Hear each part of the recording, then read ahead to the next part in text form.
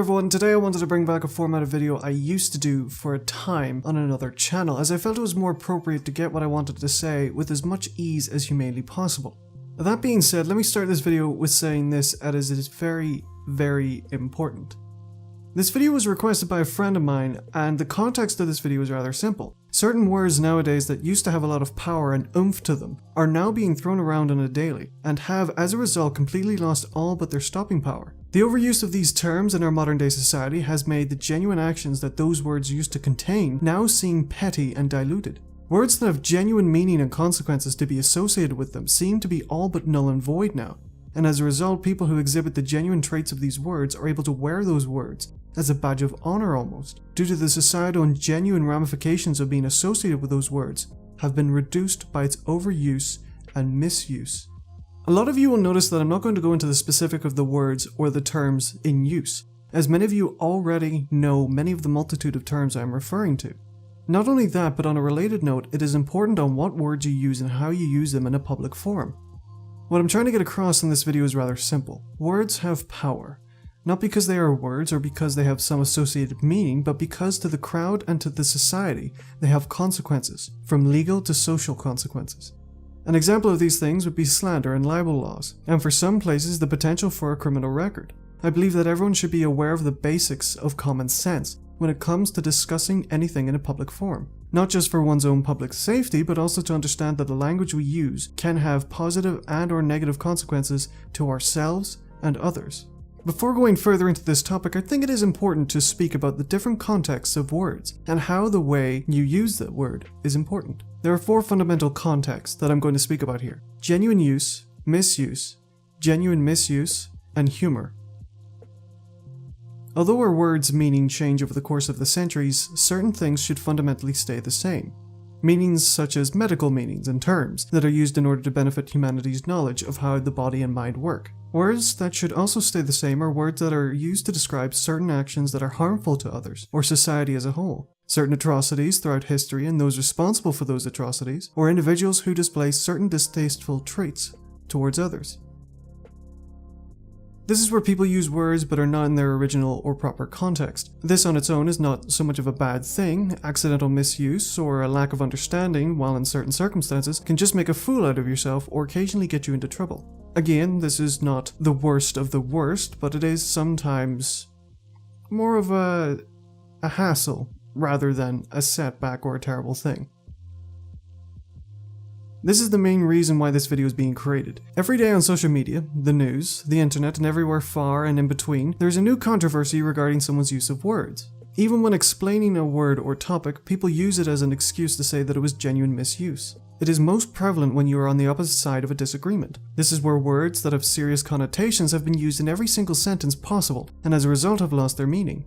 What this means is that anyone who has been on the receiving end of the genuine or proper meaning of the words are not listened to and are passed over. It makes it harder for people who have suffered or have been on the receiving end of genuine mistreatment to be heard and to receive the support they need. In time, this will lead us to make the same mistakes as before in history. Some medical terms, as well, have been overused and genuinely misused, and have made it so that they've lost their original meaning to society, and can make it difficult for anyone who may genuinely have afflictions associated with the words, due to the negative representation of what society has made it out to be, from overuse and misuse of the term.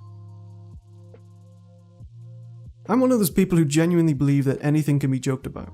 I was born and raised in Ireland. Not a day went by growing up, and even now, where any form of humour here is not taken seriously. Well, to most Irish people, that is. Humour is a fundamental part of coming to terms with yourself, and any trauma you may have had to go through in this life. There is, however, etiquette to humour. Humour is intended to make others laugh, and for people to learn to laugh at themselves. However, everyone with some semblance of common sense recognizes that there are certain ways to talk and joke about things, especially when it comes to delicate topics. Most people know where the line is, and others walk that line very carefully. There is a difference between a joke and being an ass. Anything and everything can be joked about, but it is how you do it, and to whom you tell the joke to. There is a difference between telling a joke and being genuinely harmful.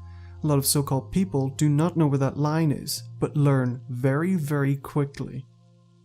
Now you may be thinking, what does it matter what words people use, especially when you believe people can joke about anything given the right etiquette? Well, the importance of it is closely associated with the use of the words in serious matters, debates, and when discussing genuine topics. You see, whether we want it to or not, the words we use are very important. It's how we as a society, as a species, are able to communicate, teach, and share knowledge amongst many other things. Our ability to communicate efficiently is one of the reasons humanity as a whole was not wiped off the face of the earth eons ago. However, today our words are being used by society, our politicians, celebrities, and everyone far and in between in order to change the frame of mind that we as a people, as a society, as a species, act and think. Certain terms are thrown around so indiscriminately, as it is now socially acceptable to label someone some horrendous thing if they but simply disagree with you, if you follow a different point of view or have alternate views to the general outspoken part of society. This is a bit of a problem, as the way to control how someone acts is to first control their speech. As if you affect their speech, you affect their thoughts. And that is when you affect their actions. Now that is not to say you should have free rein to say whatever you want to say. What I mean by this is simple. You have the right to say whatever you want. In doing so, you must also understand that there are certain consequences to saying certain things. For some, like simply disagreeing with someone, then there are certain social consequences to that. That is fair. Not everyone is going to like your opinion. For others, it could be legal ramifications due to inciting of violence, direct threats, or even outright malicious lies. And as a result, if you are going to do those things, don't be surprised if you end up with a fine, a legal battle, or even some serious jail time. That being said, there is a fine line between social and legal consequences to being locked up in jail for saying something offensive or against someone else's point of view. There are already laws in place that deal with things like that, like libel and slander and threats of violence. But when it comes to things like, say, businesses firing employees for having an opinion or for something they tweeted 5 years ago, well, that is an entirely different matter, an entirely different video subject matter, and still a major problem that we should be addressing. My point is, the words we use and how we use them do have effects, and if you are somewhere like the UK or Eastern countries, you do have to be very careful about what you say and do, because there can be very positive and negative effects for yourself and many others. That being said, there are other things that people need to be aware of. When it comes to our politicians, activist groups, or individuals using certain words to defame, shut down events, or even slander others, when there is genuine misuse on most of the terms, this, in time, does far more damage to their cause, as well as to people who suffer and genuinely have suffered from the original meaning of the words. This is a dangerous and unprecedented occurrence, which will only get worse the longer it goes on. Thankfully though, the more they use the words incorrectly, the less people are paying attention and more able to have open discourse, which will help heal the divide. However, unfortunately, the power of these words that they have used have been degraded and very likely irreversibly damaged, which causes the people as previously mentioned to have and continuously suffered from the term's original explanation, much more unlikely to receive the necessary support or belief in their individual cases. To understand where this problem originated from and how to resolve it, we have to go to the source. Over the time of humanity's existence, there has always been people with differing opinions. Get 100 people in the same room and you'll find it extremely difficult to find anyone who agrees with everything someone else in that room agrees with. There will always be conflict in each other. That is our nature. The best we can do is to find common ground and go from there. The only time you will ever find people who agree on everything is in a cult, and rightfully so. So if we have always been this way, why is it so prevalent today? The answer is simple really. Over the last 30 years with the advent of the internet and many people being organized into tribal-like factions all over the internet, it has been easier than ever to pick sides and to find community. The issue with this, however, is that over the last 30 years we have learned as a society that certain terms when used in debate with other tribal factions can have tremendous effects on the others, to make other groups better or worse in the public eye. You see it every day in the news, on articles, in political parties, activists, individual arguments. We see it everywhere, every single day. This, as mentioned earlier, has resorted to these words being null and void, and the words themselves that have been genuine to so many individuals and families and communities, losing their meaning and making it harder and harder to bridge the divide and create some sense of peaceful resolutions, and at its very worst, progress. Humanity's greatest strength is the ability to come together and to come up with new ideas. The only way we know to make the most productive and successful ideas is to test them rigorously. More and more today, our ideas are not allowed to be tested on the grounds that they may hurt someone's feelings, or that they may be offensive to certain individuals. Yet at the same time, a lot of modern ideas that are being thrown around are not tested, and when they are implemented without testing, if anyone disagrees with or challenges the idea, they are shut down or certain terms are thrown their way.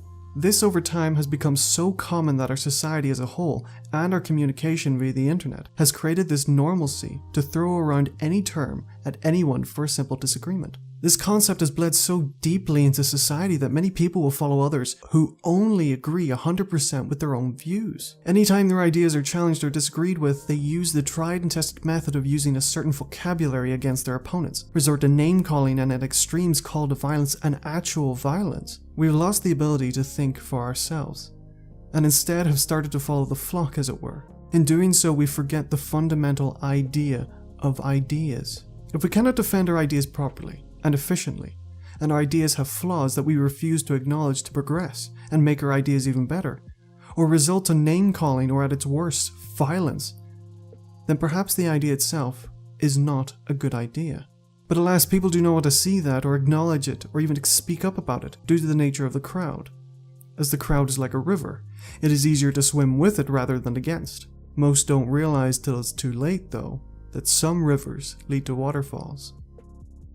In short, ideas should be tested, but society has grown too accustomed to using certain terms and phrases and words in order to shut down opposition and opposing ideas, and label anyone who opposes them, terms which the genuine meanings of are sorely misused in these circumstances. In the end, these terms cause more harm and more division rather than sussing out people who do genuine harm with their actions and their beliefs.